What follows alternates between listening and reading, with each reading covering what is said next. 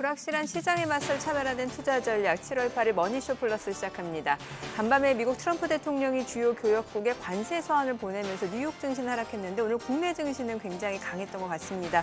코스피가 3,114포인트를 넘어섰고요. 코스닥도 784포인트 위로 올라섰습니다. 특히나 이제 코스피가 1.8% 상승을 나타냈는데 수급적으로 봤을 때는 외국인이 현선물에서 대규모 순매수를 나타내면서 앞으로 시장 상승에 좀 베팅하는 모습이 아닌가라는 생각이 드네요. 네, 그렇습니다. 25% 관세 매긴 네. 것 자체가 좀 악재로 작용하지 않을까라고 생각을 했는데 외국인이 오히려 매수가 더 들어오면서 삼성전자가 또 오늘도 마이너스임에도 불구하고 지수는 굉장히 크게 상승을 하고 있습니다. 그러게요. 삼성전자 사실 실적이 어닝쇼크 수준이었잖아요. 네, 그럼에도 그렇습니다. 불구하고 다른 종목들이 워낙 강하다 보니까 시장은 아랑곳하지 않고 계속해서 우상향 추세를 좀 이어가는 모습이었던 것 같습니다. 지금 보시고 계신 머니쇼는 SBS 비즈액과 유튜브에서 실시간 시청이 가능합니다. 더 많은 국내 주식 정보 받아보실 분들은 카카오톡 채널 머니랩 추가하시기 바랍니다. 오늘의 증시 인사이트 출연자 모셔볼까요? 위주은행 변정규 전문 모셨습니다. 어서 오세요. 안녕하세요. 트럼프가 어저께 25% 상호 관세를 이제 노티스를 줬는데 그리고 그걸 트럼프 소셜에다가 올리더라고요. 어떤 정부 사이트가 안 올리고 이런 거를 자기 SNS에다가 저렇게 올려도 되나 막 이런 생각이 트루스 드는데. 소셜이요, 그죠? 네. 로이터도 아니고 블룸버그도 네. 아니고 트루스 소셜에 올리면 나머지 뉴스 회사들이 다 그걸 받아서 이제 뉴스화 시켜야 되는 한국과 아주 일본 두 군데만 맞아요. 공개를 예. 했죠. 네. 그것도 특이하죠. 그것도 특이하고 그래서 네. 그러면서 또 8월 1일부터 시작이라고 얘기하고 또 나는 이제 약간의 이제 뭐라고 내고라고 얘기해야 되나 뭐 서로 이제 협의를 좀 할 수 있다라는 얘기까지 같이 하는데 이거를 어떻게 이제 저희는 법으로 받아들여야 될까요? 글쎄요, 한국과 일본을 딱 집어서 그것도 관세율도 상호 관세율도 25%로 같은 거죠. 같은 거에다가 한국과 일본은 사실상 어떻게 보면은 뭐 자동차에 있어서 미국의 최대 수출국 중에 하나입니다. 두 나라가 다. 그렇기 때문에 굉장히 미국의 뭐 어떻게 보면은 그 비슷한 그러한 위치를 갖고 있다고도 볼 수가 있는데 이제 두 개 국가를 딱 집어서 또 오묘하게도 관세율도 같고요. 같이 이렇게 공개한 것은 아마도 약간의 경쟁을 유도하려고 하지 않느냐 이런 생각을 좀 갖게 하는 그러한 처사라고 그렇게 보이고요.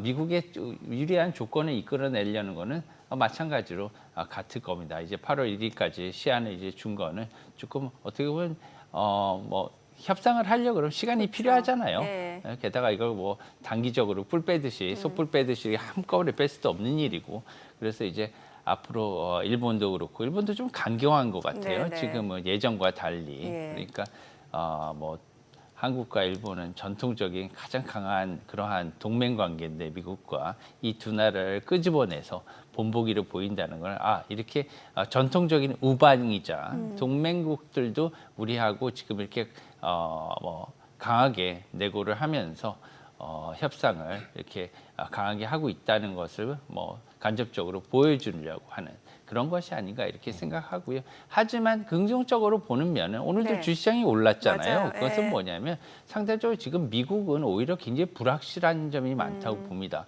왜냐 이렇게 지금 뭐 상호 관세율을 높이는 것은 미국의 어떻게 보면 수입 품목들의 전반적인 가격을 갖다 올리는 거잖아요. 그렇죠. 마찬가지로 미국에 있는 사람들은 이제 앞으로 미국산 제품, 일본산 제품, 베트남산 제품, 중국산 제품을 안 사고는 뭐 살 수가 없어요. 지금 글로벌 시대이기 때문에 누구나 수입품을 다 쓰고 있지 않습니까? 우리나라도 다 수입품 쓰고 있잖아요. 뭐 지금 그 만약에 삼성전자나 LG전자의 이러한 뭐 그 전제 제품을 쓴다고 해도 부품은 해외에서 반제품을 수입해 오는 경우도 많고 원재료는 대부분 석유나 이런 것으로 만들어지기 때문에 대부분 거의 90% 이상 외산이라고 볼 수가 있는데 미국도 마찬가지 상황이고 지금 이제는 교역 없이 어떤 나라도 살 수 없는 그런 상황인데 모든 나라의 뭐 상호 관세율을 이렇게 굉장히 높은 수준으로 올리게 된다면 지금 기본세율을 갖다가 관세를 110%를 이렇게 공이 부과를 해놨는데 여기에 상호 관세율을 20% 30% 더하게 된다면 앞으로 장기간 미국의 인플레이션, 물가 상승률은 크게 높아질 수밖에 없어서 이것은 미국의 소비자들, 호주머니를 이제 가볍게 하는 거예요. 그렇기 때문에 이제 소비자들이 이제 뭐 살 수 있는 그러한 물품들이 많이 줄어든다. 뭐 거꾸로 말하면 이제 미국 소비자들의 구매력이 하락할 수밖에 없는 그런 생각을 하게 되면 이제 앞으로 미국에 투자하기보다는 다른 나라에 투자하는 게 좋을 수도 있는 거거든요. 왜냐 앞으로 이제 소비자들이 그만큼 못 사거든요. 게다가 소비자들의 구매 여력도 이렇게 떨어지고 게다가 구매력이 떨어지면 미국 기업들의 경기도 좋아질 수가 없잖아요. 팔아줘야지 사줘야 되는데 이런 것들. 그래서 이제 경기가 하락하게 되면 둔화하게 되면 상대적으로 다른 나라들의 조금 기회가 있지 않을까. 이런 게 이제 우리나라나 다른 일본이나 이런 증시로 나타나는 것이 아닌가 이렇게 생각을 하고 있습니다. 근데 예전부터 좀 미국 경기가 둔화하게 되면은 사실 미국을 비롯한 그 외 주변 국가들은 더 경기가 안 좋아질 수 있다라는 시각이 더 많았던 것 같은데 꼭 그렇지는 않은 건가요? 그러게요. 그 미국이 사실 세계에서 가장 큰 경제 대국 아닙니까? 미국과 중국이 양대 산맥인데 그 중에서도 미국이 가장 커요. 네. 우리가 알다시피. 그리고 미국의 소비는 세계에 어떻게 보면은 뭐 제조국가들에게 제조업들에게 굉장히 어떻게 보면 기회의 장이기도 합니다. 많이 사줘야 되거든요. 네네. 미국에서. 그래야지 이제 경기가 글로벌 그렇죠. 경기가 하락이 되는데 지금까지는 그렇게 됐었어요. 예. 그렇게 됐었는데 이것도 이제 경기 사이클이라는 게 있습니다. 이제 경기 사이클이라는 게 항상 좋을 수가 없잖아요. 나라도 그렇고 기업도 그렇고 개인도 그렇고 항상 이렇게 좋을 수 뭐 그렇게 되면 좋겠지만 이제 그런 것이 없고 봄, 여름, 가을, 겨울 이렇게 그 1년에 4계절이 있듯이 사이클이 있습니다. 경기에도. 그렇기 때문에 지금은 굉장히 좋았고 미국이 굉장히 좋았기 때문에 굉장히 큰 인플레이션이 발생을 했어요. 왜냐하면 경기가 너무 화랑이다 보니까 타오르다 보니까 물가가 많이 타올랐단 말이에요. 이렇게 높아진 물가를 갖다가 안고서 이제 앞으로는 예전보다는 조금 경기가 둔화될 수밖에 없는 상황. 그렇게 되면은 미국의 투자자들이나 세계의 투자자들은 지금까지는 지난 5년 동안 미국 예외주의 가 나왔었잖아요. 이 미국만 예외적으로 이렇게 좋았었는데 여기에 대해서 상대적으로 어느 정도의 조금만이라도 그 중간에서 자금이 이탈하게 된더라도 그 미국의 이탈 자금은 엄청나게 크기 때문에 다른 나라에는 크게 수혜가 될 수 있다 이렇게 생각할 수 있는 거죠. 지난주에 이제 오빠 법안 감세안이 통과가 됐잖아요. 그리고 이제 그 오빠 법안 좋네요. 오빠 법안 크고 아름다운 오빠 법안이 통과가 됐는데 그게 확정이 됐으니까 결국은 관세로 이제 뭔가를 또 채워야 되잖아요. 네. 예, 모자란 감세 부분을. 그래서 더 강하게 밀어붙이는 거는 아닌가 이런 전망도 나오는데 어떻게 보시나요? 그러니까요. 참 그 이번 트럼프 행정부의 그런 법안들이나 아니면은 정책은 다 어떻게 보면 부르기도 쉽고요. 좀 그냥 독특한 것 같아요. 마가. 그죠? 미국을 새로 이제 위대하게 한다는 마가. 그다음에 오빠. 크고 아름다운 법안. 이제 사실은 이게 진짜 아름다울지는 두고 봐야 되겠죠, 앞으로. 그렇지만 지금까지 본다면 단기적으로는 효과가 있을 것 같은데 장기적으로는 여러 가지 부작용도 있을 것 같아요. 왜 그러냐면은 이게 지금 미국의 관세라든가 아니면은 그 감세 법안 이런 것들을 총망라하고 있지 않습니까? 그게 이제 가장 그 근저에는 미국의 재정 상태를 개선하겠다. 좋게 만들겠다는 이런 목적이 있는 거죠. 왜냐하면 지금까지 사실은 미국의 이러한 재정이 방만하게 어느 정도 운영됐다는 것은 피할 수 없을 그러한 사실인 것 같아요. 지금 미국의 현재 1년 뭐 지금 부채 수준이 39조 달러. 39조 달러면은 뭐 엄청난 거죠. 이제 약 5경원 우리나라 돈으로 굉장히 5경원이면은 뭐 창경원도 아니고 이게 굉장히 1%만 해도 계산이 잘 안 되는. 그렇죠. 너무나 뭐 저는 경이라는 단어가 얼마인지 모르겠어요. 이게 천조 다음에 경이거든요. 그런데 이 정도의 지금 부채 수준을 지금 감내하고 있고 1년에 사실은 미국의 세수가 들어오잖아요. 우리나라도 세수가 들어오지만 미국의 세수도 엄청나게 커요. 왜냐하면 기업들이나 개인들이나 외국에서 들어오는 그 투자자들에서 오는 그러한 세금을 갖다가 다 집계를 해서 이게 미국 정부로 들어오는데 트레저리로 이 세수의 20%를 이자 비용으로 지금 쓰고 있는 상황이에요. 이자 비용으로 지금 현재 하루 이자가 약 뭐 우리 33억 달러. 그러니까 우리나라 돈으로 치면은 하루에 약 뭐 4.5조 원 우리나라 돈으로 이자가. 네, 와. 4조 원이 넘어요. 약 네. 5조 원 가까이 되는. 근데 이게 지금 계속 늘어나고 있는 거거든요. 네네. 이게 4조 원, 5조 원이 되니까 30일을 하면 우리나라 돈은 한 달 이자가 150조가 조금 못 미치는 한 네네. 140조 원. 예. 많이 안 큰가요? 엄청나죠. 그렇죠. 잘 안 이렇게 하다서 그런 거예요. 감이 안 오죠. 네. 예, 그러니까 지금 사실 이해도 됩니다. 이렇게 트럼프 대통령과 베센트가 어떻게 보면 거의 도끼 있게 이렇게 나서는 거잖아요. 벼랑 끝 전술이라고도 볼 수가 있는데 이 정도로 지금 미국의 부채 수준이 어떻게 보면은 이 세상에서 가장 강한 나라, 이 지금까지 우리가 생각하기에 어떻게 보면 기축통화국이자 세계를 제패하고 있는 가장 강한 나라인 미국의 재정이 이렇게 나쁠지는 사람들이 잘 모를 거예요. 근데 이렇게 지금 나쁘고 더 문제는 뭐냐, 코로나 이후에 이 속도가 나빠지는 속도가 굉장히 빨라지고 있거든요. 그래서 지금 미국의 적자 국채 발행이 굉장히 많아지고 있는 점을 갖다가 줄이고자 하는 게 트럼프 대통령과 행정부의 목적이기 때문에 지금은 물불을 안 가리고 상대국들한테 관세, 게다가 관세를 매기지 않을 수도 있다고 얘기했잖아요. 네네, 그건 뭐냐면 니네 국가 기업들이 우리나라 와서 미국 와서 투자하면 관세 없다 이거예요. 미국에서 이제 와서 투자를 하면 기업들이, 예를 들면 우리나라 기업들이 이제 미국 가서 거기서 공장을 짓고 이제 우리나라에서 공장을 짓지 않고 미국에서 공장을 지어서 이제 영업을 하고 물건을 만들게 된다면 미국에서는 굉장히 좋죠. 왜냐하면 기업들은 뭐 법인세를 거기서 다 내게 되고 세금으로, 그죠? 그리고 거기서 만든 제품을 통해서 이제 거기 이제 고용이 많이 될 거 아니에요. 고용이 되면 이제 근로자들은 이제 어떻게 소득세도 내게 됩니다. 그러니까 법인세, 소득세 뭐 등등 여러 가지로 이제 게다가 이제 뭐 투자 연관 효과 이런 것들을 생각하면 굉장히 좋은 거죠. 이제 이런 것들을 통해서 이제 앞으로 장기적으로 미국의 투자도 늘리고 게다가 관세 수입을 통해서 부채를 좀 줄여나가는 방안을 생각하고 있는데 앞으로의 이제 물가 그리고 이제 부채 수준을 어떻게 이제 감당할지 이런 것들에 대해서는 조금 더 봐야 될 것 같아요. 장기적으로는 아름다울지 이것은 지금 판단하기는 좀 어려울 것 같습니다. 네.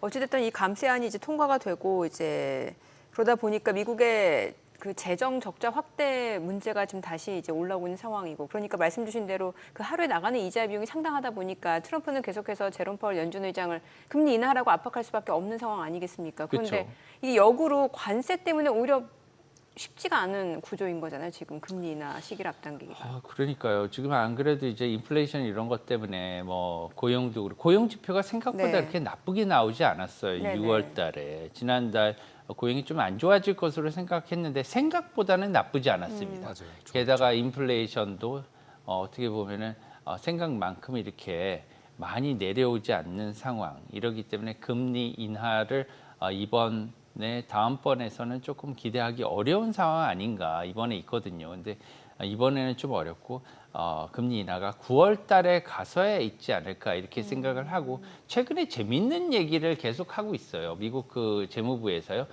트럼프와 함께 지금 이제 미국의 이자 비용이 이렇게 많이 나가니까 네. 장기채는 아무래도 금리가 높잖아요. 네네. 지금 현재 미국의 10년 금리가 한 4.4%까지 올라와 있습니다. 네. 4.4%가 올라와 있는데 단기채 금리도요. 2년물 기준으로 해서 3.6, 3.7까지 이렇게 내려왔다가 현재 3.9% 이상 올라왔어요. 네. 이게 왜 그러냐면 이제 그 금리가 높은 장기채 대신에 앞으로 이제 9조 달러 지금 뭐 화면에 헤드라인 나오네요. 나가죠. 예. 모두 단기채로 가능하다. 이렇게 어떻게 폭탄 선언을 한 거예요. 이렇게 되면은 뭐 금리가 낮아질 수 있는데 뭐 금리가 낮아지면은 이자 비용이 낮아질 수 있는데 문제는 지금 현재 단기채 금리가 계속 올라가는 거예요. 예. 앞으로 이제 단기채를 이렇게 많이 발행을 하면 9조 달러면 엄청난 금액이에요. 단기채 그러니까 국채 가격이 떨어진다는 얘기죠. 이렇게. 네. 되면. 이제 그럼 이것도 이제 경단이죠. 이제 이게. 근데 지금 저거를 스테이블 코인으로 메꾸겠다. 그렇죠. 이게 이제 기본적인 생각이잖아요. 어차피 스테이블 코인은 장기채는 못 사니까. 네, 네. 그래서 이제 트럼프 대통령이 이제 스테이블 코인을 발행해서 거기에 대한 단기채에 대한 수요를 갖다가 늘리려고 하는 거예요. 그렇죠. 맞습니다. 예. 그런데 이게 이제 그 스테이블 코인을 발행을 하게 되면 문제는 이 CBD 중앙은행 그 디지털 네네. 코인이 CBDC가 있고 예. 스테이블 코인이 있거든요. 근데 스테이블 코인이나 아니면은 뭐 비트코인이나 이런 가상 자산은 조금 달라요. 왜 그러냐면 뭐 그 CBDC와 같은 경우에는 중앙은행 디지털 코인 같은 경우는 정부의 은행인 중앙은행인 연준이나 우리나라 한국은행이나 중앙은행이 발행하기 때문에 우리가 갖고 있는 이 지폐하고 동일해요. 네, 법정 화폐죠. 네. 그런데 비트코인은 법정 화폐 아니지 않습니까? 그렇죠. 근데 스테이블 코인도 마찬가지로 민간에서 발행하는 거예요. 금융기관에서 발행을 하고 뭐 예를 들면 우리가 신용 비용을 내고 어떻게 보면은 뭐 신용카드나 이런 걸 사용하듯이 똑같은 거거든요. 그런 뭐 기본적인 면에서는 그렇기 때문에 여기에는 여러 가지 앞으로 우리가 감내해야 돼. 우리라고 하면은 달러를 사용하고 있는 전 세계 소비자가 감내해야 될 이슈들이 앞으로 생길 거라는 겁니다. 그런 것들은 이제 여러 가지 문제가 있는데 가장 큰 것은 화폐가 늘어나는 거예요. 뭐냐면 달러의 그 유통 규모가 정해져 네, 있거든요. 예. 지금 약 그 현금이 얼마나 발행돼 있는지 네. 말씀드리면 우리 종이 쪽지 있잖아요. 네, 네. 종이 이제 달러. 아무 그 종이 달러에는 뭐 달러 표시는 사실 없어요. 달러 표시가 없습니다. 네. 그런데 여기에 그 달러라고는 써 있어요. 네. 그리고 이제 거기에 뭐 예를 들면 여러 가지 그 주요 인물들의 얼굴이 이렇게 프린트돼 있죠. 네. 근데 이게 약 2조 달러 정도가 현금으로 발행이 돼 있다 그래요. 그런데 신용으로 사용하는 것은 그거의 약 10배에서 20배. 그래서 유통되는 달러는 이거보다 약 10배에서 20배인 20조 달러에서 40조 달러 정도 유통이 되고 있다고 합니다. 전 세계에. 네. 그런데 이것이 만약에 스테이블 코인이 달러로 발행이 되게 되면 이것을 갖다가 어떻게 규제하고 이것을 규율하느냐가 문제가 되긴 할 텐데 앞으로 분명한 것은 뭐냐면 달러의 유통량이 늘어난다는 거예요. 10%만 더 늘어난다고 해도 인플레이션이 그만큼 10%가 늘어날 수가 있습니다. 네. 이것은 미국에 한정된 게 아니라 달러는 전 세계적으로 유통되잖아요. 네. 그렇기 때문에 이것은 전 세계적인 인플레이션을 추가적으로 유발할 수가 있고요. 여러 가지 어떻게 보면은 앞으로 혼선을 야기할 수가 있기 때문에 이런 것들은 좀 우리가 앞으로 더 지금 정해지지 않았지만 이 경로를 조금 조심스럽게 주의 깊게 볼 필요는 있다 이렇게 생각이 듭니다. 주의해야 되는 데가 오히려 이머징 마켓이다. 왜냐하면 이제 달러를 쓰고 있진 않지만 기본적으로 스테이블 코인 나오면 막 쓸 수 있으니까 신흥국들 특히 뭐 이제 남미나 아니면 아프리카나 이런 데서 이제 자기 통화들이 너무 흔들리니까 맞습니다. 그런 경우에 이제 그렇게 달러권으로 넘어가게 되면은 결국은 지금 말씀하신 것처럼 유동성이 어디서 났어? 그러면 이제 후진국에 있는 돈을 땡겨다가 미국에서 갖다가 쓰는 거잖아요. 맞습니다. 그렇죠. 그러면 인플레가 지금 말씀하신 대로 무조건 생길 수밖에 없을 것 같고 그러다 보면 이제 우리나라 IMF처럼 이제 이머징 마켓에서 또 이제 한번 크라이시스가 생기는 거 아닌가요? 그러니까요. 그리고 자본의 이동이 또 굉장히 쉬워지는 거거든요. 그렇기 때문에 이제 예를 들면 태국에서 시발이 된 이러한 어떻게 보면은 금융 위기가 한국으로 전이돼서 IMF를 이렇게 크게 번졌잖아요. 1900년대 후반에도 이러한 어떻게 보면은 상황이 재현되지 않으리라는 법이 없고 그리고 또 하나 우리가 주의해야 될 것은 뭐냐면 환율의 변동성이 그만큼 굉장히 커질 수 있다는 거예요. 이미 그런 상황이 된 것 같아요. 네, 조금 더 그렇죠. 네. 느껴지시나요, 그게?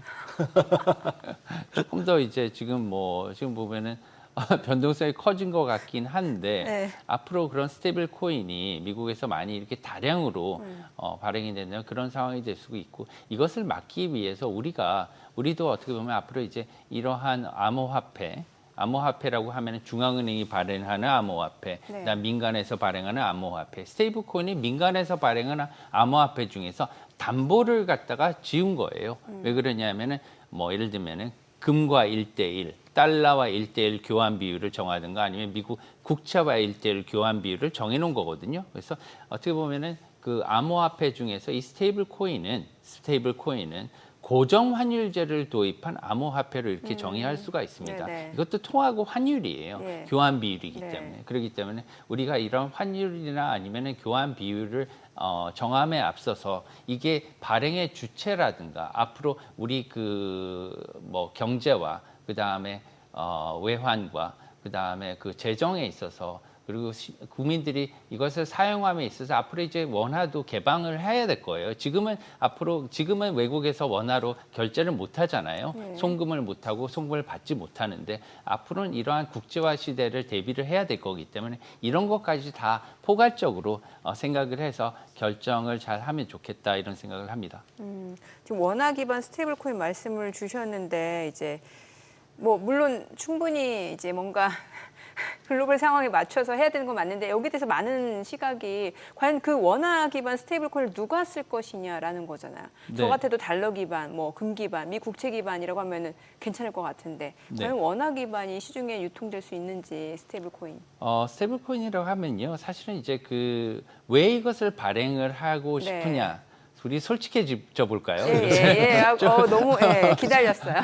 뉴스 기자지만 좀 솔직하게 얘기할 수도 있을 것 같아요. 네. 발행사들이 앞다투어서 이걸 선점하고 싶은 건 뭐냐면 이게 그 화폐잖아요. 네. 화폐는 가장 큰 기능이 두 가지가 있습니다. 첫 번째는 뭐냐면 우리가 편의점에 가서 우리가 1,000원을 주고 물을 하나 사잖아요. 페트병 하나를 사는데 이것을 뭐냐면 이것을 갖다 교환을 하기 위해서 어떤 물건을 사기 위해서 교환의 매체가 되는 거예요. 그러기 위해서 달러건 아니면 원화건 사용하는데 요새는 더 중요한 기능이 있어요. 왜 그러냐면 이게 원화를 갖고 있을 때와 그다음에 달러를 갖고 있을 때 그다음에 엔화를 갖고 있거나 아니면 유로화를 갖고 있을 때마다 자기의 자산 가치가 변해요. 그렇죠. 그렇죠. 예. 그래서 왜냐하면 원화를 갖고 있으면 최근에 어떻게 보면 자기 자산이 좀 어떻게 보면 안 좋았단 말이에요. 네네. 그렇지만 달러를 갖고 있으면 굉장히 어떻게 보면 자산 가치가 늘어나는 그런 효과를 보였듯이 지금 이제 화폐는 앞으로 단순히 거래의 매개체가 아닌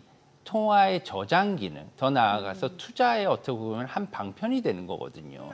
네. 그렇기 때문에 이 두 가지 기능이 있는데 스테이블 코인을 발행을 한 기업들은 앞으로 이것을 갖다가 결제 이용을 할 수가 있습니다. 왜냐하면 지금까지는 은행들이 송금을 하고 송금을 수수료할 때 지금 많이 걸릴 거예요. 만약에 앵커님들이 이것을 갖다가 미국이나 아니면 다른 나라에 어떤 돈을 보내겠다, 아니면은 친지를 통해서 돈을 보낸다거나 아니면은 그 자녀의 학자금을 보낼 때 굉장히 돈도 많이 걸리고요. 하루 이틀 정도 걸릴 때도 있어요. 특히나 미국이 아닌 제3국에 보낼 때는 그렇게 오래 걸릴 수도 있는 거거든요. 그런데 앞으로 이런 스테이블 코인이나 디지털 코인을 통해서 거래를 한다고 하면 금방 됩니다. 여러분들이 상대방이 어플만 하나씩 갖고 있으면요. 두 사람이 어플만 갖고 있으면 아무리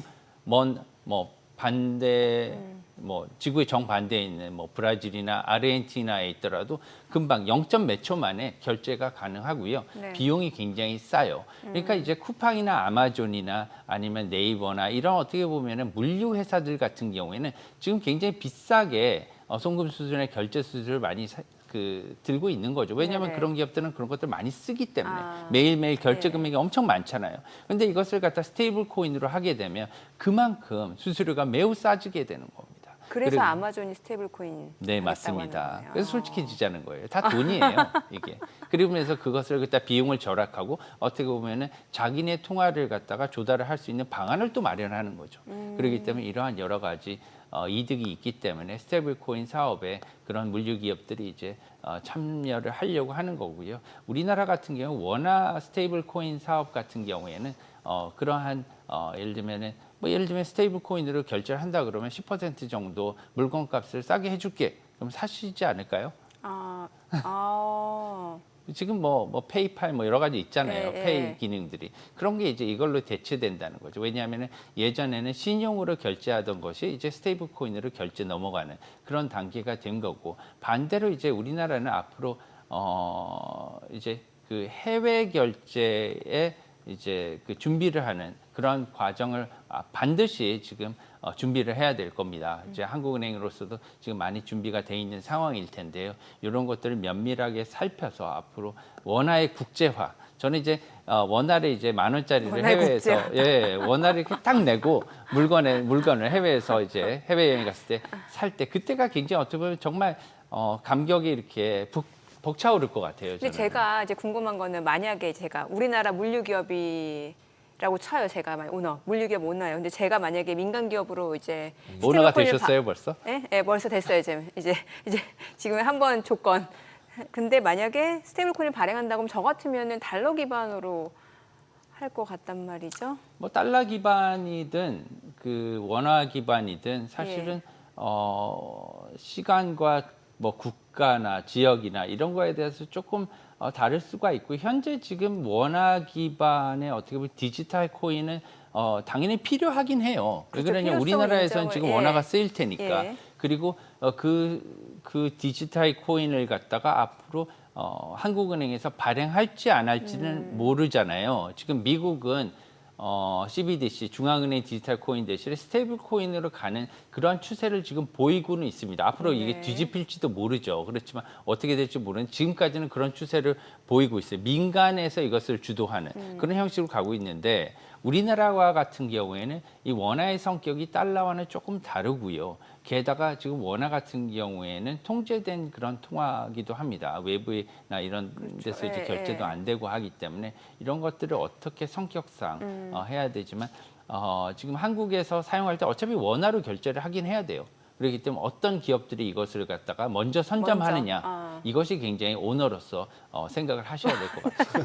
근데 그 실제로 원화 스테이블 코인이 나오면 원화가 글로벌라이제이션 된 거 아닌가요? 아무 나라나 돈을 보낼 수 있어지는 거잖아요. 지금은 그걸 신고하게 되는데. 원화는 그렇지 않을 겁니다. 왜 그러냐면은 결제를 갖다가 할 때 청산의 과정, 결제와 청산에 있어서 기능이 필요하고요. 그것을 갖다가 지금 일단 원화는 우리나라 그 외환관리법과 한국은행법에 있어서 한국에 들어오고 나갈 때는 전부 다 외화로 이렇게 결제가 되도록 하고 보고가 되도록 하고 있으며 게다가 또 그 원화가 그 해외에서는 결제가 안 되도록 막아놓은 상태이기 때문에 스테이블 코인을 원화로 발행을 하더라도 사실상 해외 사용까지는 되지는 않는 거예요. 아, 그럼 국내에서. 막아버리나요? 예, 막아버리겠죠. 결제가 안 되죠. 근데 코인이니까 그냥 보낼 수 있잖아요. 네. 근데 받는 사람이 그냥 받으면 되잖아요. 그런데 이제 그것을 갖다가 사용을 못 하잖아요, 거기서. 한국으로 들어와서 다시 사용을 해야 되니까 예, 어차피. 왜냐하면 사용을 못하고 자기가 이것을 가지고 투자의 개념으로 사용할 수는 있겠죠. 그래서 어떻게 보면 투자 아니면 재테크용, 게다가 거래용 이 두 가지 가장 큰 화폐의 기능 중에서 어떻게 반쪽 기능밖에 사용을 못하는 거고요. 그것으로 이제 예를 들면은 그 여러 가지 물류 기업들이나 이런 기업들은 이것을 이제 결제의 기능으로 사용할 목적이 굉장히 큰데 네. 그 기능으로서는 굉장히 한정적이다. 이제 예. 한국에서만 사용해야 되기 때문에 그런 거죠. 그럼 이제 원래 환율 대통령이시니까 환율 환율 대통령. 1,350원인데 50원 바닥에 1,450원 상단 찍고 사이다. 그래서 여기 오면 사고 여기 오면 팔아라. 그리고 이제 미국 주식할 때도 1,350원 내면 사라. 이렇게 보통 얘기를 했었는데 분위기가 갑자기 바뀌었더라고요. 1,300원으로. 저기 전무님도 그렇게 보시나요? 네, 뭐 저는 이제 연초부터 이제 그 서학개미 분들한테 이제 코스피 사라고 제가 그랬었잖아요. 예. 예, 그리고 이제 환율 떨어지니까 조심하라고 이렇게 말씀을 드렸는데 뭐 그렇게 반드시 따라하시지 않은 분들도 크게 뭐 많이 염려하실 필요는 없을 것 같아요. 지금 이제 단기간 지금 뭐 트럼프 관세나 이런 것들 때문에 환율이 1,350원에서 조금 올라오긴 했지만 앞으로 금리나 아니면 여러 가지 재번 환경을 볼 때 앞으로 그 연말까지는 더 내려갈 것으로 이렇게 보이고요. 1,300원대까지 이제 보고 있습니다. 연말까지 가장 밑단을 그렇게 보고 있고 내년에는 1,200원대에서 거래되는 것을 기본적으로 가정을 하고 있어요.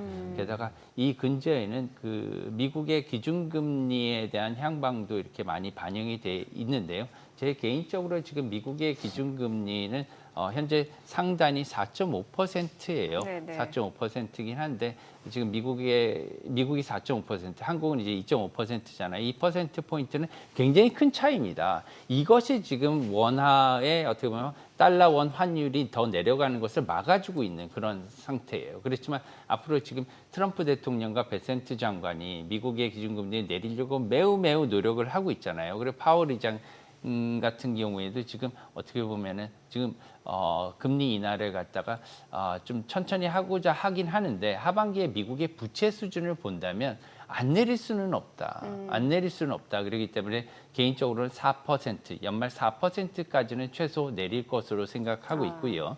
그리고 더 많이 내린다면 3.75%까지 내릴 것으로 보는데 반해 한국은행의 기준금리는 한 번 정도 인하에 그칠 것으로 이렇게 보입니다. 따라서 한미 기준금리 역전의 이 폭은 종래 2%포인트에서 많이 줄어들지 않을까. 그래서 따라서 달러원 환율도 조금 더 내려갈 것으로 보이고요. 주식이나 이런 측면에 있어서도 지금 한국의 그 탈달러 움직임이 앞으로도 계속 지속될 것 같아요. 이런 측면은 우리나라에서는 굉장히 좋은 거예요. 지금 어떻게 보면 미국의 수출이라든가 이런 것들도 감소할 것으로는 생각이 되지만 이런 것들이 주식시장은 반드시 경기와 일치하지는 않습니다. 그렇기 때문에 단기간 주식이라든가 자본시장에서 해외 유입이 이어질 것으로 보이기 때문에 당분간 환율이라든가 우리나라 주시장은 이어질 것으로 이렇게 생각을 하고 있어요. 네, 오늘 내용 잘 들었습니다. 고맙습니다. 감사합니다.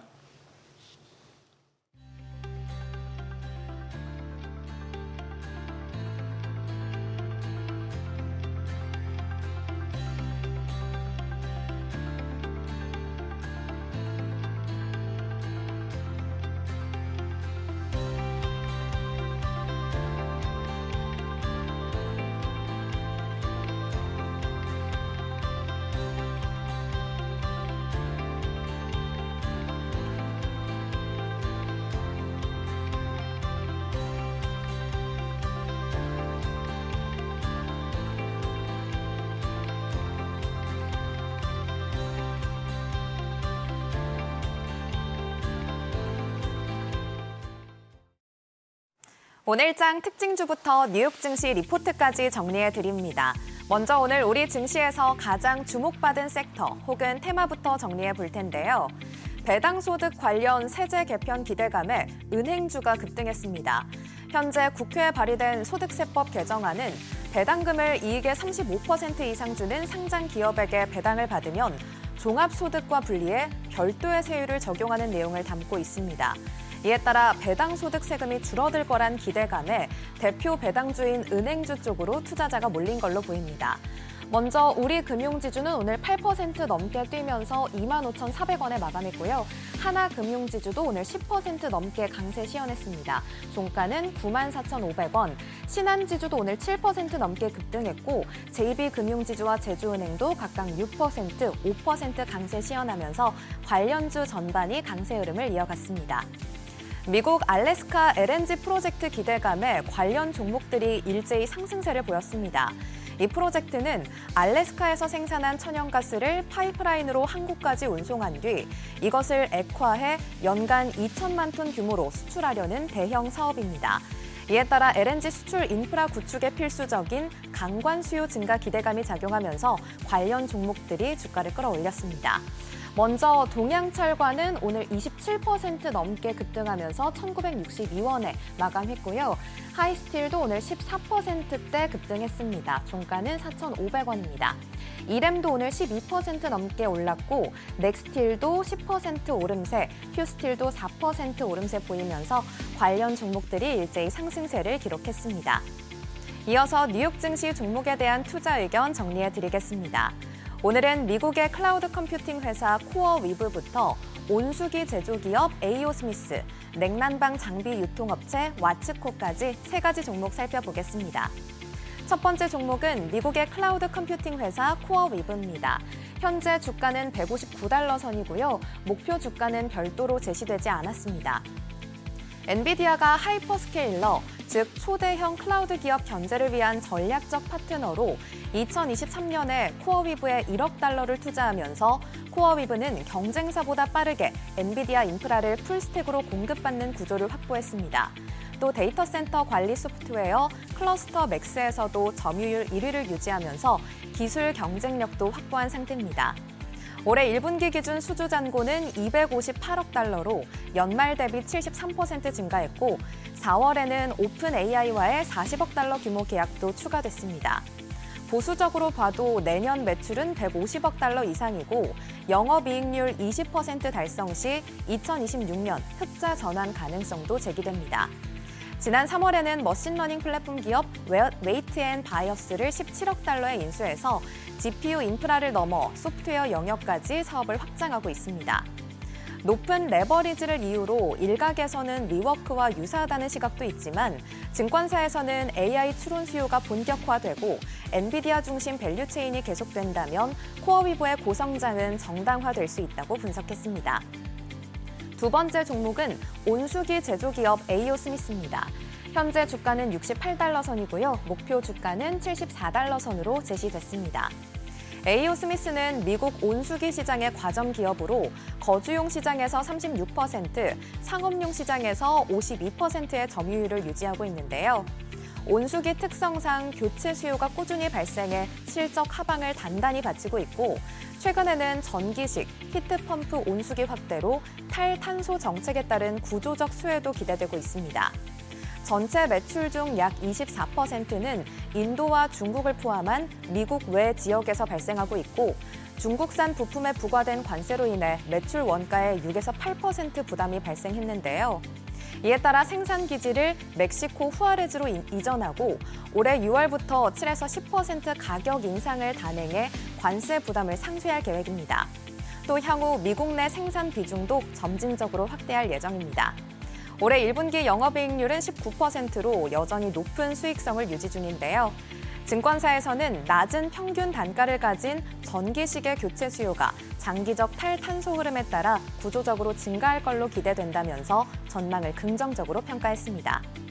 세 번째 종목은 냉난방 장비 유통업체 와츠코입니다. 현재 주가는 458달러 선이고요. 증권사 평균 목표 주가는 507달러 선으로 제시됐습니다. 2024년 기준 매출 비중은 주거용 부품이 55%, 상업용 15%, 기타 부품 26%, 냉매가 4%로 제품의 포트폴리오가 다변화되고 있습니다. 미국 환경보호청은 올해부터 지구온난화 지수가 낮은 A2L 냉매로의 전환을 의무화했는데요. 전체 매출의 절반 이상이 이 변화에 영향을 받을 걸로 보입니다. 현재 1분기까지는 구형 냉매 제품이 전체 매출의 75에서 80%를 차지했지만 2분기부터는 본격적으로 신형 A2L 냉매 제품으로 전환될 예정입니다. 냉난방 장비 교체는 일반적으로 2, 3분기에 수요가 집중되는데 올해 1분기에도 교체 수요가 전년 대비 10% 증가하면서 선방했습니다. 와츠코는 차입금이 없는 상태에서 4억 3천만 달러의 순현금을 보유하면서 안정적인 재무 구조를 유지하고 있고 51년 연속 배당금을 늘려온 기업으로 투자자 신뢰도 높은 상황입니다. 또 OEM 부품 가격이 관세 이슈로 인해 상승하고 있는데 이를 가격에 반영함으로써 마진 개선도 기대되고 있습니다.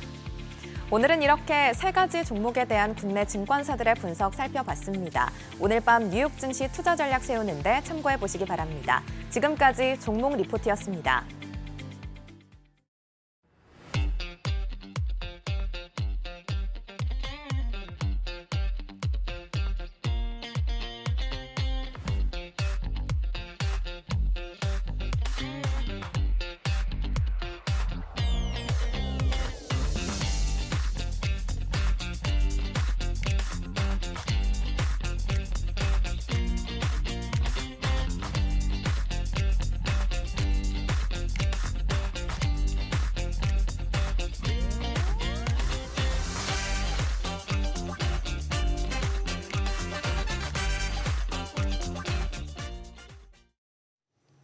먹는 것은 물론이고요. 일상생활에서 사용하는 모든 것이 구독이 된 시대가 됐습니다. 예전에는 모두 구매하던 가전제품도 이제 구독 서비스를 통해서 대여해서 사용하시는 분들도 많다고 하는데요. 구독 서비스 어디까지 확산됐는지 또 얼마나 발전했는지 알아보겠습니다. 서울벤처대학원 대학교 구독경제전략연구센터장이신 전호겸 교수 모셨습니다. 어서 오세요. 반갑습니다. 이런 구독경제전략연구센터에서 뭘 연구를 하시나요? 구독경제 관련돼 가지고 많은 것을 연구하고 있고요. 사실 지금 구독경제가 요즘에는 사람들이 딱 들으면 구독경제 이런데 제가 처음에 2016년에 혼자 공부할 때만 하더라도 네. 아무도 이거를 구독경제 말하면 9가지 독이냐 뭐 이런 말 할 정도로 구독 그렇죠. 원래 웅진코웨이 그래서 정수기 렌트할 때 구독이 처음 나온 거 아닌가요? 맞습니다. 근데 그때는 렌탈이란 말을 썼지 구독이란 말을 안 썼잖아요. 그쵸. 네. 그래서 보통 이제 구독은 이제 신문 구독, 우유 구독이다 보니까 처음에 2016년에 제가 뭐 혼자 구독 경제를 공부해 보겠다, 연구해 보겠다 그러면 사람들이 그게 뭐야 이러고 뭐 심한 신분 농담 반 진담으로 뭐 9가지 독을 연구하는 거냐 뭐 이런 말도 진짜 들었어요. 구독. 구독이니까 9가지 독. 근데 9가지. 요즘에는 네. 뭐 과일 구독, 그다음에 그 생화 구독 다 모든 게 다 구독이잖아요. 그렇죠. 요즘에 뭐 심지어 자동차, 가전, OTT는 뭐 기본이고요. 예. 여러 가지가 있는데 또 최근에는 인공위성도 이제 구독하고 있고요. 인공위성이요? B2B로 해외 같은 경우에는 이제 인공위성도 구독하고 있고요. 아, 그리고 저희가 어렸을 때는 사실 이제 제가 어렸을 때만 해도 물을 이제 사 먹는 분위기는 아니었잖아요. 근데 요즘에 다 물을 사 먹잖아요. 대부분 나가서 예. 물도 대부분 생수로 구독하거든요. 예. 그런데 미국 같은 경우에는 우리 물 구독하듯이 공기, 산소 캔도 이제 구독하고 있고요. 산소 캔이요? 그렇죠. 그러니까 우리가 숨 쉬는 것도 다 구독하고 있는 거죠. 그래서 사실 얼마 전에 이제 온라인 서점 유명한 모 서점이 네. 해킹당했잖아요. 근데 해킹도 요즘 구독하고 있거든요. 그러니까 해킹에 이용되는 랜섬웨어를 구독 형태로 다크업에서 판매하고 있어요. 그러니까 이런 불법 행위조차도 이제 구독이 되는 세상에 온 거죠. 그럼 해킹 프로그램을 구독한 다음에 내가 원하는 곳을 해킹할 수 있어지는 거예요? 그렇죠. 어. 그러니까 그것뿐만 아니라 또 우리 일본에서는 묘지 구독도 있어요. 그래서 예를 들어 가지고 우리 보통 요즘에는 화장을 많이 하시잖아요. 네. 그 뮤고를 이제 납골당에 모시는데 예를 들어 가지고 제가 일본 같은 경우에는 한 4~50개 사찰과 제휴를 해서 일본이 좀 길잖아요, 나라가. 그러다 보니까 내가 다른 동네로 이사를 가거나 다른 도시로 가면 그 유골을 옮겨주는 거예요. 그러니까 우리나라로 치면 제가 서울에 사는데 가족의 유골이 파주에 있다. 이러면은 서울에서 부산으로 가면 이제 부산으로 유골을 옮겨주는 거죠. 그러니까 그런 식으로 우리가 생각지도 못하게 숨 쉬는 것부터 사후까지 다 구독화되고 있는 거죠. 구독이랑 렌탈이랑 그 무슨 차이가 있는 거예요? 구독하고 렌탈은 사실 좀 다른데요. 이제 우선 렌탈은 딱 들었을 때 렌탈으로 보통 가면은 위약금이라는 게 있잖아요. 네. 기간을 정해 보통 6개월, 길게는 뭐 10년까지도 있는데 그 기간에 해지를 하게 돼 보통 위약금을 내게 되죠.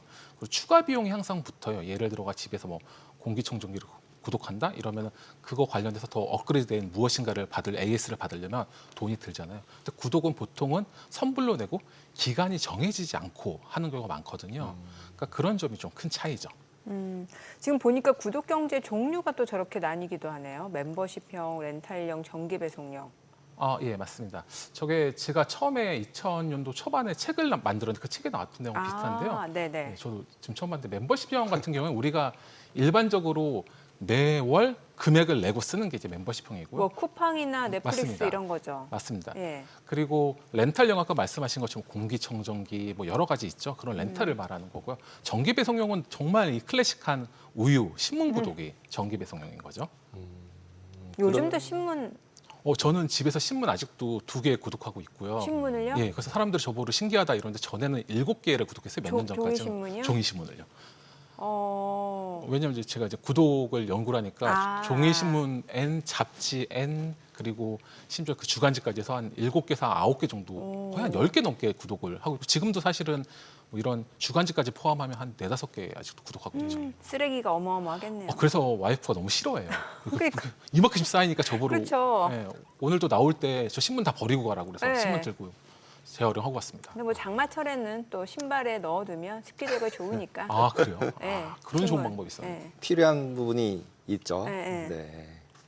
실제로 지금 정기 배송형이나 그다음에 렌탈형, 멤버십형 3가지로 구분을 했는데 저희가 보통 이제 넷플릭스 되면서 구독이 되게 이제 편해진 것 같아요. 네, 많이 네. 이제 접하기가 쉬워졌는데 그 전에 생각해 보면은 구독 같은 경우는 조금만 하다가 그냥 끊어버리는 용도였던 것 같은데 그 특별한 계기가 뭔가 이제 저는 딱 생각할 때 금융계에 있다 보니까 이거 그냥 이자 대신으로 해서 이자 한 7~8%에 빌리는 거랑 똑같아. 최대한 그냥 한 번에 내고 사는 게 무조건 이득이야. 이렇게 생각이 드는데 구독하는 게 더 이득일 수도 있는 거예요. 렌탈이나 구독이? 근데 구독이 사실상 이제 왜 요즘에 최근 10년 사이에 이렇게 곽강을 받는 생각해 보면 엄밀히 보면 이 구독이란 게 전에 우리 120년 전에 우리 구한말 때 미국에는 심지어 자동차 배터리 구독이 있었어요. 그러니까 요즘에 우리가 전기차 관련돼 가지고 이제 배터리 구독 관련돼가 혁신이다. 이걸 도입해야 되냐 말아야 되냐 얘기가 있는데 심지어 미국에서는 120년 전 구한 말 때 배터리 전기차를 가져오면 배터리를 구독해 가지고 전체를 통째로 바꿔주는 구독 서비스가 있을 정도로 오래됐는데 우리가 관심이 없었죠. 근데 저는 왜 구독을 했냐? 우리가 구독하면 보통 우유 구독, 신문 구독 이러잖아요. 근데 우유 구독 같은 경우에는 저는 냉장 시설이 없잖아요, 집에. 그러니까 우유를 사 먹고 싶어도 냉장실이 없기 때문에 이거를 매일매일 배달해 줘야 되는 그런 문제가 있었고요. 신문 같은 경우에도 예전에는 사실 라디오도 없고 인터넷도 없고 하니까 활자로 볼 수 있는 매체라는 거 신문밖에 없었거든요. 네네. 그러니까 사실상 강제 겸 반강제로 이제 편리성 때문에 한 거죠.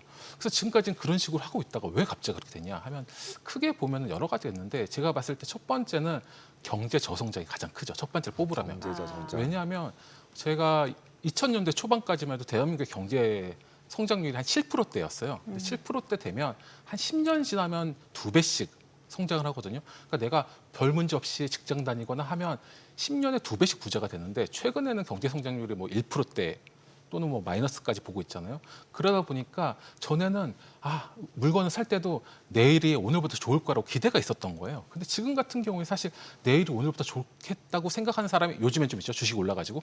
그런데 사실 그렇게 잘 생각하지 않잖아요. 그러다 보니까 물건을 사는데 조금 주저하게 됐고 그러다 보니 자연스럽게 빌려 쓰거나 소유가 아니라 이용하는 데 이제 관심을 가지게 된 거죠.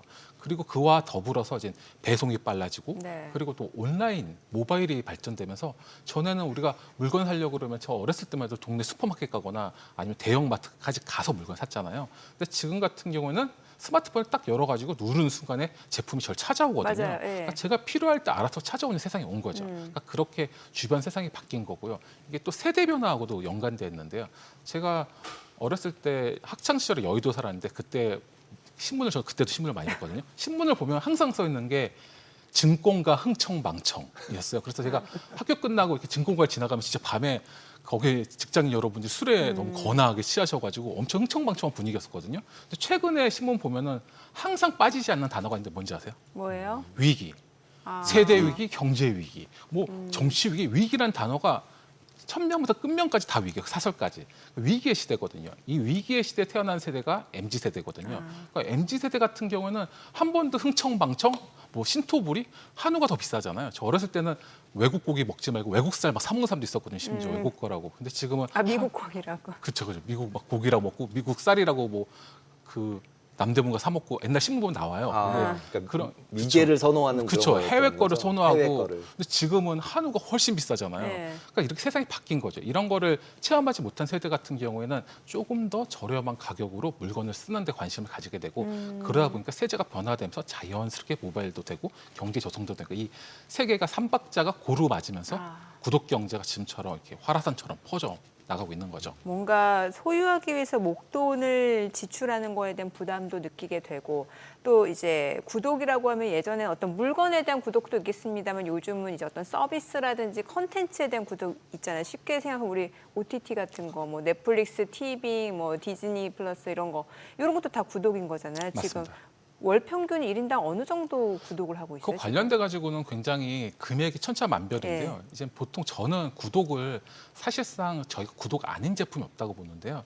그러니까 해외에서는 2023년 기준으로 전체 서비스의 75%가 구독화됐다고 보고 있거든요. 75%. 예, 물론 이제 그게 정확한 건 아니겠지만 예. 생각해 보면은 우리가 지금 쓰고 있는 스마트폰, 네. 통신요금도 다 구독이에요. 왜냐하면 구독 경제의 기본 이 정의가 뭐냐면 정기적인 기간을 정한 다음에 금액을 내는 거거든요. 근데 요즘에 통신 같은 스마트폰 사면 보통 24개월에 사실 개월을 정해서 돈을 내고 있잖아요. 통신료도 데이터 요금제다 보니까 뭐 10기가에 2만 원, 뭐 아니면 무제한에 10만 원 이런 식으로 정해져 있잖아요. 네. 그래서 사실상 이 스마트폰과 통신요금도 우리 같이 구독 경제고요. IPTV도 지금 보고 계신 분들 있겠지만 IPTV도 사실 금액을 정하고 쓰잖아요. 그것도 구독이고요. 생각해 보면 구독이 아닌 거는 일회성 제품 거래 빼고는 지금 다 구독이거든요. 하다못해 지금 쓰고 있는 MS365도 대부분 다 구독이잖아요. 그러니까 우리가 쓰고 있는 소프트웨어 그리고 뭐 챗GPT, AI, OTT 모든 것이 다 구독이거든요. 그래서 다만 이제 사람들이 보통 이제 구독하면은 OTT만 생각하고 이야기하다 보니까 보통 몇만 원대에 불과한데 지금 제가 말씀드린 것만 집에서 뭐 공기청정기, 가전 요즘에 대형 가전도 다 구독하시거든요. 대형 가전 같은 경우에는 한 달에 이것저것 대형 냉장고, TV 몇 개 넣으면 1, 20만 원 금방 나와요. 그러니까 그런 거 다 합치면은 굉장히 많은 금액이 되겠죠. 그래서 제 생각에 한 4인 가족 기준으로 못해도 몇십만 원에서 대형 가전이나 이런 거 여러 가지 구독하면은 100만 원 이상도 충분히 갈 거라고 보고 그러니까 있습니다. 예전에는 가전제품을 사면 그냥 쓰면 되는 거였는데 요즘은 와서 이렇게 청소도 해주시고 뭐 필터도 발라주신다 그러면서 월 구독을 또 하라고 그러더라고요. 그렇죠. 요즘에 아주 사실 LG전자와 네, LG 전자. 삼성전자가 아주 그냥 이거에 너무 지금 관심이 많은데 특히 LG전자 같은 경우에는 처음에 스마트폰을 포기하고 그 다음에 이제 대형 가전 구독에 진출한 거예요. 제가 봤을 땐 조심스레 추측하건데 LG전자는 스마트폰을 버리고 구독 경제 선택한 거죠. 그래서 지금 작년 같은 경우에도 한 14% 정도 영업이익률이 구독에서 나왔다는 이제 증권사 추정도 있었고요. 그리고 올해 한 2조 정도 매출이 날 거라고 보고 있어가지고 굉장히 잘 되고 있죠. 이러다 보니까 삼성전자도 안 되겠다 이렇게 생각해가지고 작년 말에 12월 말 정도에 본인들도 전 AI 구독이라고 해서 구독에 이제 참전하게 됐죠. 근데 예, 이런 제품도 있습니다만 이제 쉽게 생각하면 자동차도 리스도 사실은 어떻게 보면 구독이었고 맞습니다. 소유가 아니라 리스 회사가 갖고서 이제 소비자들이 대여하는 느낌의 구독이었고 근데 이제 자동차뿐만 아니라 이 자동차 서비스까지도 구독을 해야 된다고 하는데 맞습니다. 이게 얼마 전에 뭐 BMW 엉따 사건 이거 무슨 얘기예요? 이거 BMW 엉터 사건 진짜 재밌는 사건인데요. 네. 2022년경에 갑자기 한 여름에 이렇게 더울 7월 정도로 네네네. 기억하는데 BMW 홈페이지에 갑자기 뭐가 딱 떴어요. 봤더니 열선 시트 아시죠? 우리 예. 자동차 하면 누르면은 열선 시트 따뜻해지잖아요. 엉덩이가 네. 따뜻해져서 네. 엉따인데 그거를 앞으로 월 24,000원을 내라고 한 거예요. 그게 무료잖아요. 공짜인데 이제 앞으로 24,000원을 내야지 열선 시트 쓸 수 있다고 발표를 해가지고 그게 심지어 세계적으로 화제가 됐어요. 왜냐하면 우리나라 사람들이 워낙 빠르다 보니까 거의 전 세계에서 처음으로 번역을 한 거예요. 그러니까 그러다 보니까 미국에 있는 모 칼럼도 한국의 BMW 홈페이지에 의하면 열선 시트를 쓰려면 24,000원을 내라고 하더라. 이렇게 해가지고 굉장히 화제가 됐거든요. 이게 어느 나라에서? 우리나라. 그러니까 이게 우리나라? 한 건이 그 말한 거는 우리나라에서 한 거고 실제로는 유럽 BMW에서 하려고 시작을 했는데 한국에서 먼저 번역을 한 거죠. 번역을 먼저 하니까 전 세계에서 딱 보고 이게 뭐야 네. 이러면서 결국엔 한국에서는 안 하겠다. 우린 번역만 먼저 한 거다. 이렇게 말했는데 근데 이것뿐만 아니라 사실 우리가 그 소프트웨어로 하드웨어를 제어할 수 있는 건 전부 다 제조사에서 끊었다? 안 했다 할 수 있거든요. 그래서 예를 들어가지고 포드 같은 경우에는 2021년에 그 할부 보험이나 구독료를 안 내고 자동차 리스할 때 그런 사람 있을 거 아니에요. 네. 그런 사람도 있다 보니까 특허를 냈는데 뭐냐면 처음에 구독료를 자동차 사는데 안 내요. 그럼 차를 딱 타면 이 더위에 에어컨이 안 틀어지는 거예요. 그리고 이제 두 번째 타면 차가 직진만 하면 핸들이 잠겨가지고 얘를 들어가지고 세 번 차면 얘가 자율주행이 다 있잖아요. 그러면 이 차가 폐차할 수준이면 폐차장으로 가고 차가 멀쩡하면 이 포드 본사로 돌아오는 거죠. 이 특허 실제로 냈어요.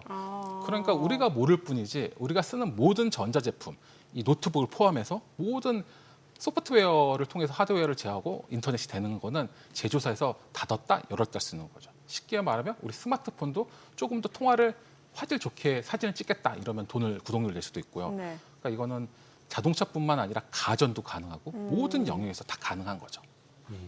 근데 이제 그건 이제 되게 좋은 점이었고, 근데 구독강이라는 게 있다고 하는데 구독강은 또 뭐예요?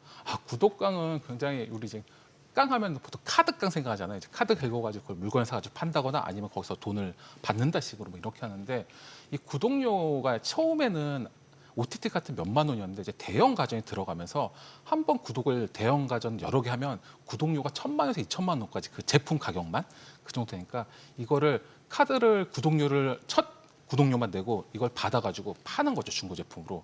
그래서 현금을 마련하는 건데 최근에는 불법 사채업자들이 이제 청년들이 잘 모르잖아요. 20살 막 된 친구들은 잘 모르니까 급전이 필요하니까 급전 필요한 친구를 찾아왔을 때 얘들한테 야 너희들 저희 가서 대형 가전 구독해와. 그럼 내가 돈 빌려줄게. 뭐 얼마 빌려줄게 이러고 그 친구들 가서 대형 가전 한 1,000만 원에서 한 2,000만 원 정도 다 구독해 오면 그거를 본인이 주소로 받는 거예요. 갖다 팔고 그 청년들은 결국에 이제 범죄자로 되는 이제 그런 현상이 최근에 있습니다. 그래서 이거를 저는 구독강이라고 말하고 있는데 이제 구독이 전에는 가격이 적었지만 지금 굉장히 비싸거든요. 그래서 정부에서도 이 구독을 할 때 예를 들어가지고 이거를 갚지 못하거나 아니면 이거를 악의적인 의도로 이 제품 구독강 하는 경우가 있는지에 대해서도 스크린하는 이런 제도가 필요하거든요. 왜냐하면 지금은 경제적 약자인 청년이나 아니면 금융주기 적은 분들이 이런 일을 조금씩 당하고 있지만 이게 나중에는 전체적으로 사회적 문제가 될 수 있거든요. 그래서 네. 미리미리 좀 대처할 필요가 있어 보입니다. 혹시 지금 말씀해 주신 내용 말고도 좀 독특한 구독 서비스 있을까요? 구독 서비스가 너무 신기한 게 많아가지고 요즘에 K가 굉장히 유명하잖아요. 근데 K 과자가 요즘에 유명해가지고 네. 그 외국에 보면은 한 8개 과자를 모아가지고 구독 서비스 해준 데가 있거든요. 미국에. 네. 거기서 가장 인기 있는 게 우리나라 과자래요. 네. 짭짤해가지고. 네. 그런 것도 있고 술 좋아하시는 분들은 뭐 각 술 종류별로 다 뭐 와인, 위스키 종류별로 다 있고요. 심지어 나는 와인을 정말 좋아하는데 전 세계 와인을 다 먹고 싶어. 네. 그런데 와인을 병으로 준 사람 한 병씩 오면 딱 먹었는데 나랑 입맛이 안 맞는데 이럴 수도 있잖아요. 그러니까 딱 한 잔씩 소분해가지고 전 세계 와인을 종류별로 한 잔씩 받아 먹는 것도 있고요. 그리고 예를 들어가지고 우리가 대전에 가면 성심당이 있는데 네. 그런 빵집을 많이 가잖아요. 네. 일본 같은 경우에는 그 지역에 8개 성심당 유명한 빵집에 빵을 구독할 수 있게 만들어가지고 빵집 구독, 그러니까 유명 빵집 구독. 가서 줄 안 서도 되니까. 줄 안 써도 되는 거죠. 그걸 구독하면은 내가 원하는 그 전국의 8개 성심당처럼 일본 네. 예를 들어가지고 그런 맛집들이 내가 기다리면 이렇게 정기적으로 올 수 있게도 하겠고요. 그거 말고도 너무 다양해가지고 사실 이 시간을 다 채워도 다 못할 정도로 많습니다. 참 돈만 있으면 참 편리한 시대네요. 그렇죠. 돈이 없어서 문제죠. 돈이 구독해야 되는데. 그러니까. 네, 오늘 내용 여기까지 듣겠습니다. 잘 들었습니다. 감사합니다. 감사합니다.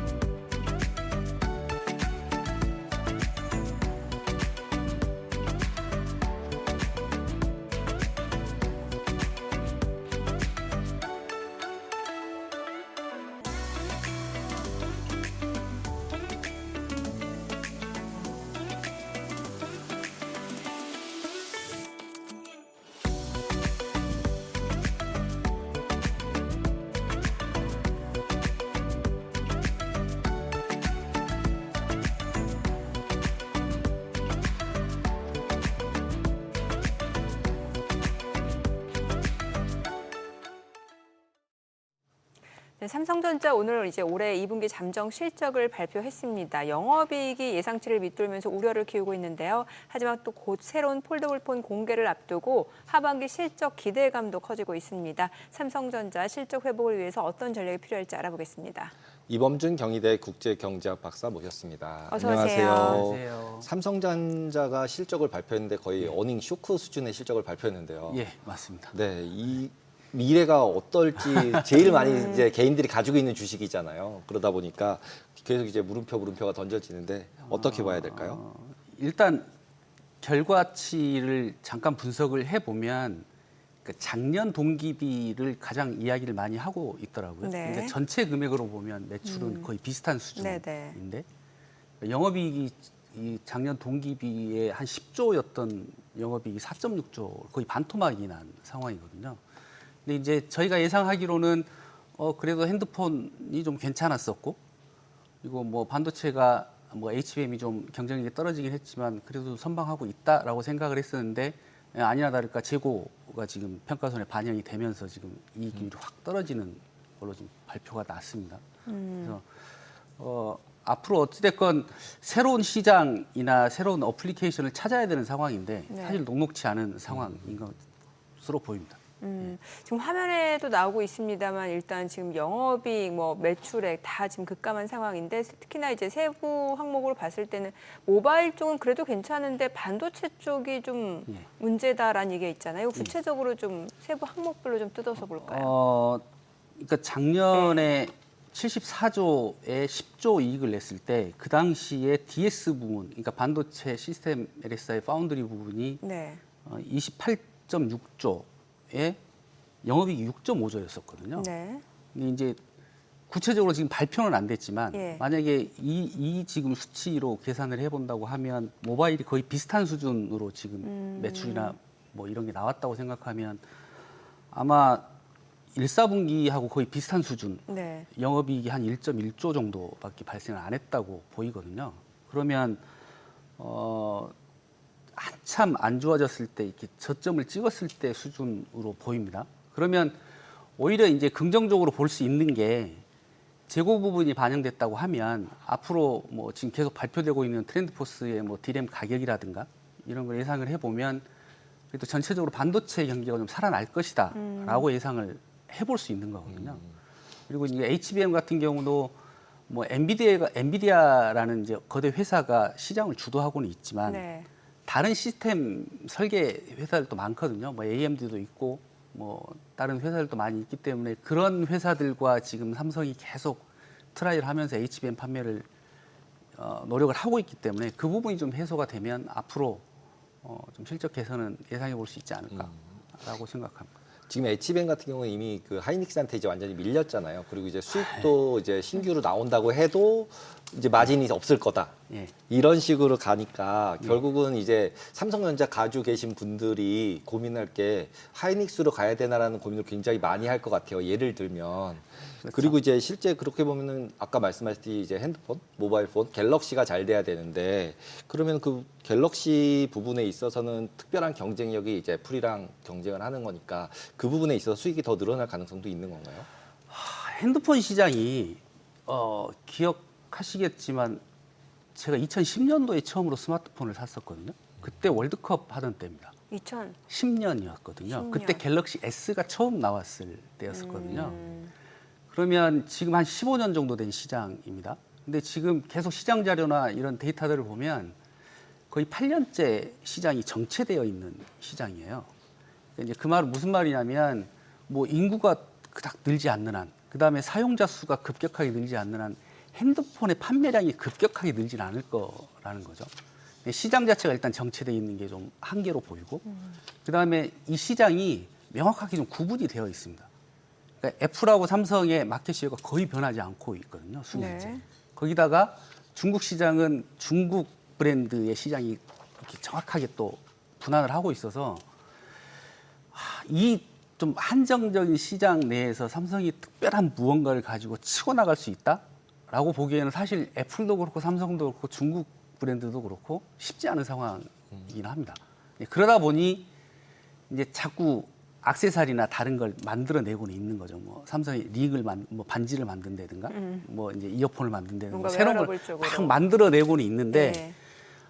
그게 전 세계 모든 사람들이 하나씩 가지고 있을 정도의 뭔가 획기적인 디바이스를 못 찾고 있는 게 사실이거든요.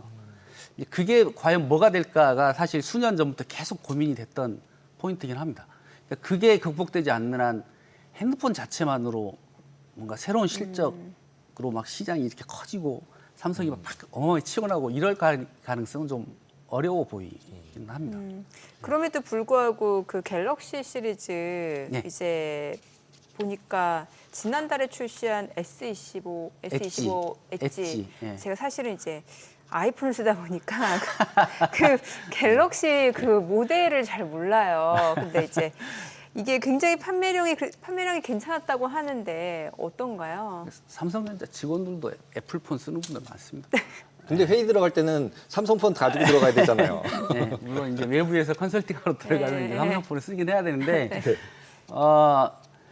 그러니까 또 내일 새로운 폰이 나오잖아요. 아, 내일. 네, 내일 이제 언팩 행사가 이제 이루어지는데, 그거는 모델명이 뭐예요? 그게 잠깐만요. 이게 네. S25 다음 모델인데, 그러니까 폴더블 폰, 네, 나오는 건데, 아. 그러니까 이제 저희가 신규 폰이 나오면 그러니까 두 가지 측면에서 좀 봅니다. 그러니까 기술적인 측면에서 봤을 때는 보통 배터리의 네. 기술 하나하고 그다음에 그 안에 들어가 있는 칩이 어떤 칩이 쓰일 거냐 이거를 보고요.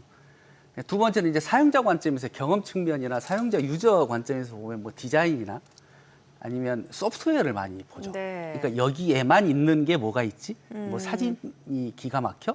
뭐 이런 거죠. 그래서 네네.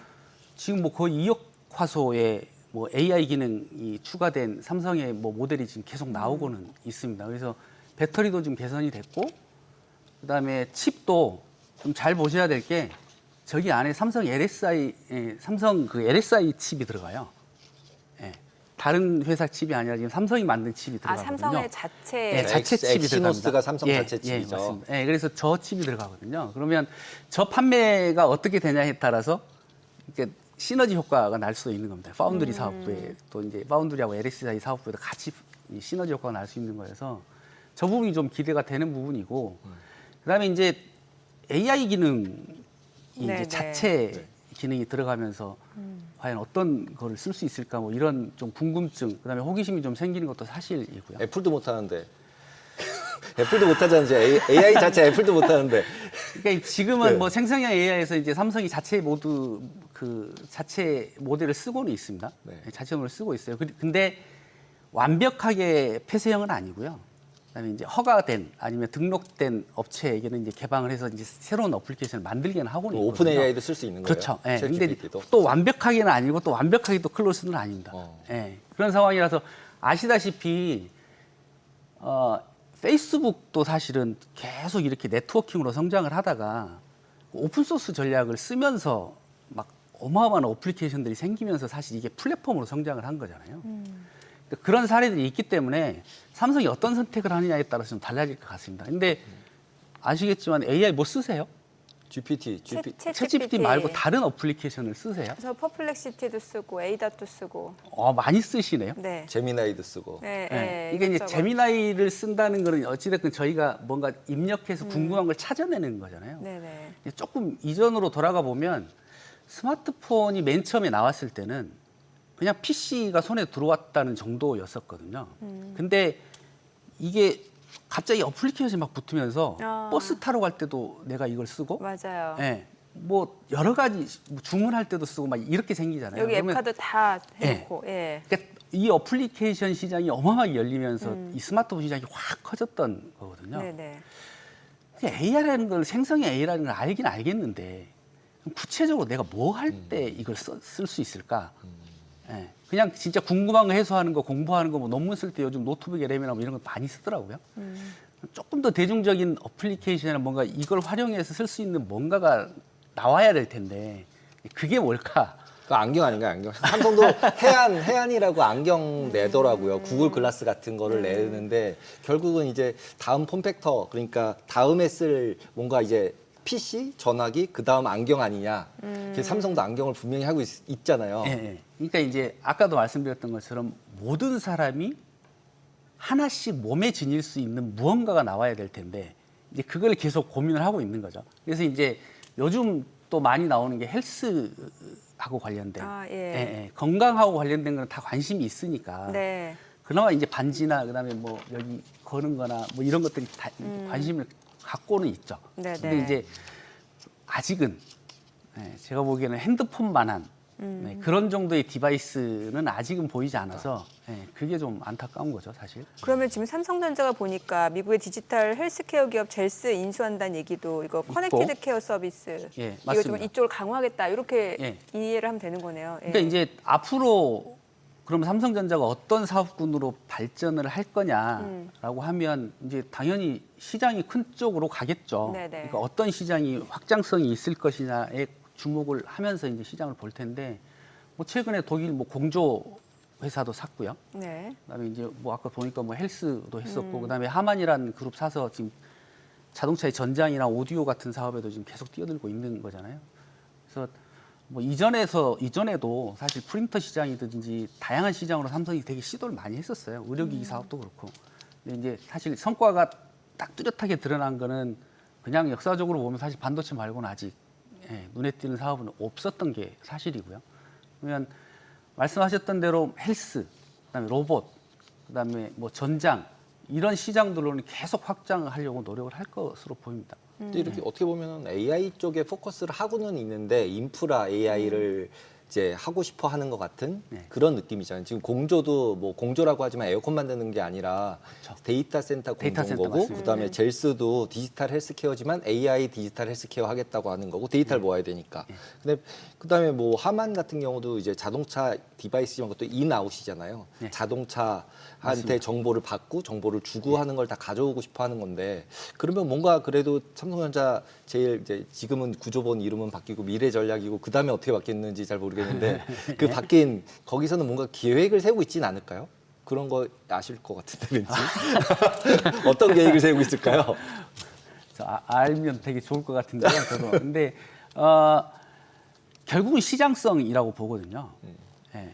그러니까 이제 삼성이 반도체를 시작할 때도 어찌됐건 수년을 바라보고 했던 그러니까 데이터의 중요성이나 앞으로 어떻게 시장이 이끌어질 거라는 것을 예상을 하고 했던 거잖아요.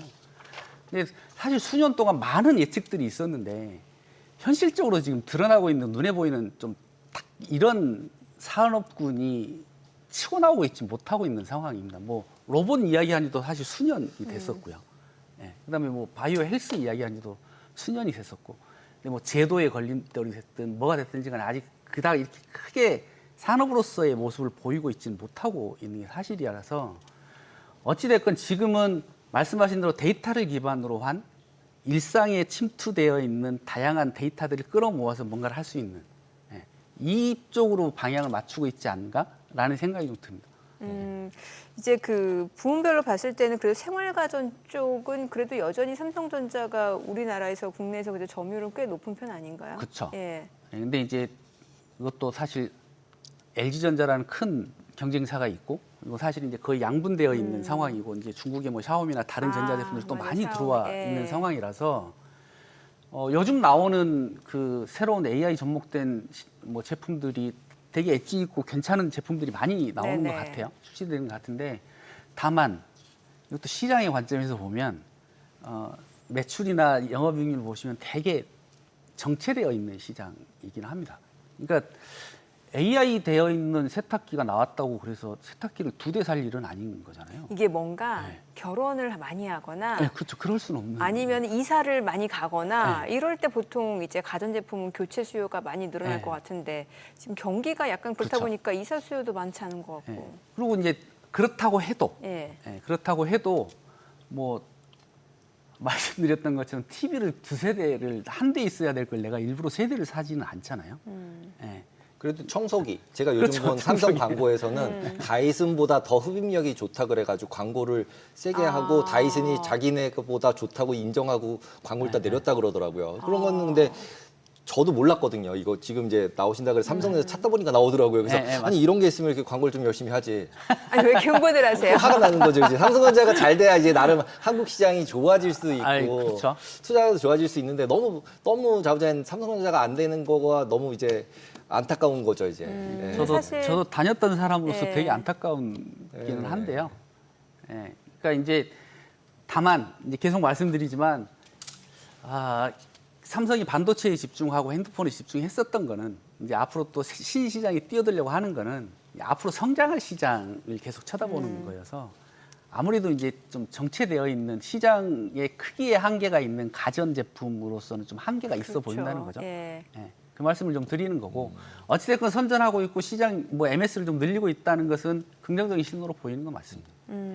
사실 뭐니 해도 사실 미래 먹거리는 그래도 반도체 쪽에서 점유율을 좀 확대 나갈 수 있는 게 필요하지 않을까라는 생각이 들거든요. 네, 맞습니다. 그러니까 뭐 이전에 보시면 지표들을 쭉 보시면 사실은 DS 부문이 50% 이상을 차지했었었고 제가 입사해서 다녔었는데 그때 영업이익률이 50몇 프로가 막 나오고 이랬었어요. 네. 그래서 저희 형이 회계사한테 그거 물어봤다가 몇 대 맞을 뻔 했었어요. 거짓말 하지 말라고.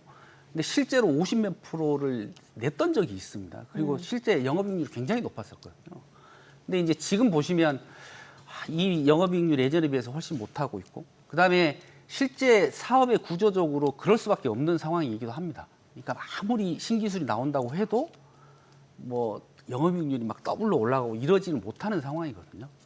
그러다 보니까 이제 계속 우려를 보이고는 있는데 서두에 말씀드렸던 것처럼 뭐 엔비디아가 주도하고 있는 뭐 생성의 AI 시장, 그다음에 서버에 들어갈 수 있는 다양한 칩들 이걸 만들어낼 수 있는 시장에 삼성이 이제 계속 트라이를 하고 있어서 그 시장이 앞으로 계속 커진다고 생각하면 캐파를 가지고 있는 훨씬 더 많이 가지고 삼성이 유리할 수밖에 없거든요. 그렇다고 하면 좀 긍정적으로 좀 보는 것도 괜찮지 않을까라는 생각도 해봅니다. 네, 오늘 내용 여기까지 듣겠습니다. 고맙습니다. 감사합니다. 뭐 트럼프 대통령의 관세 서한 이거는 하나 악재가 아니었던 것 같습니다. 일단 국내 증시 오늘 굉장히 강한 모습을 나타냈고 또 추가 상승에 대한 기대감도 높이고 있는데 오늘 미증시는 어떨지 궁금하네요. 네, 지금 실제로 트럼프 같은 경우 자충우돌이잖아요. 네네. 네, 자충우돌이기 때문에 우리가 뭔가를 예상해서 하기보다는 나온 결과를 보고 조정을 해야 되는 시기로 생각이 됩니다. 네, 저희 방송 중에 전해드린 내용과 관련해서 모든 투자 판단의 책임은 투자자분들께 있다는 점 알려드립니다. 머니씨 오늘 여기까지입니다. 여러분의 모든 경제 SBS 비즈가 함께하겠습니다. 저희는 내일 오후 3시 30분에 찾아뵙겠습니다. 고맙습니다.